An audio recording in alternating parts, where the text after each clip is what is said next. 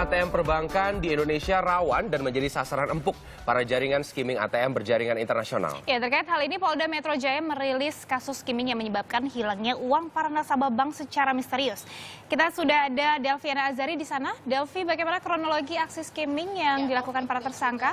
Polda Metro Jaya baru saja menggelar rilis terkait sindikat kasus skimming yang baru-baru ini menghebohkan dunia perbankan Indonesia bahkan dunia.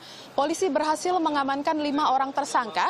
3 diantaranya merupakan warga negara Rumania, 2 lainnya merupakan warga negara Hungaria dan juga warga negara Indonesia. Mereka ditangkap di 2 tempat berbeda, yaitu di Lombok, Nusa Tenggara Barat dan juga di kawasan Serpong, Tangerang Selatan, Banten. Kasus ini terkuak berkat adanya pengaduan dari sejumlah nasabah yang merasa uangnya hilang secara misterius. Polisi berhasil mengamankan beberapa barang bukti yang digunakan tersangka untuk menyadap mesin ATM, diantaranya adalah mesin deep skimmer, encoder dan juga sejumlah kamera tersembunyi. Selain itu juga ada lebih dari 1.400 kartu ATM palsu, di mana 1.200 diantaranya merupakan kartu ATM palsu yang digunakan untuk Bank BNI.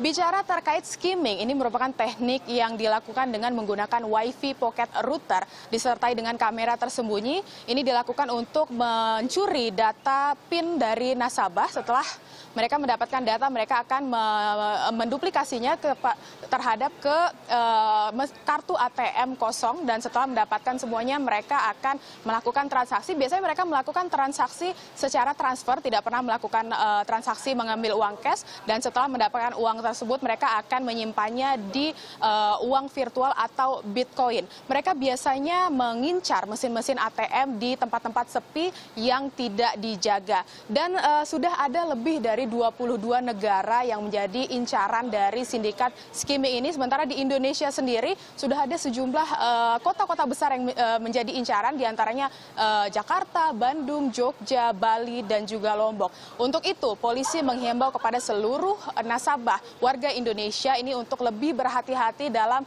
melakukan transaksi di mesin ATM. Untuk para bank juga ini dihimbau, polisi menghimbau untuk lebih hati-hati dan memperhatikan sistem keamanan, terutama untuk mesin ATM yang tersebar di seluruh Indonesia. Demikian Taufik dan juga Twinda.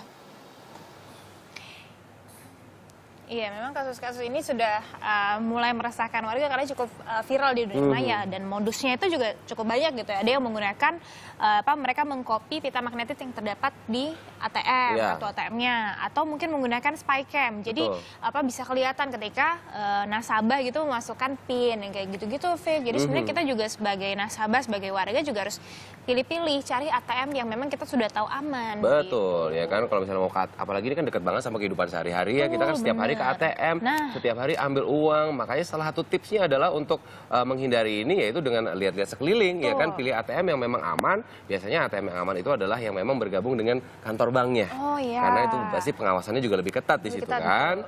Jadi apa namanya, harus lebih berhati-hati lagi pastinya ya, karena kasus pembobolan ATM dengan modus skimming ini juga membuat para nasabah resah.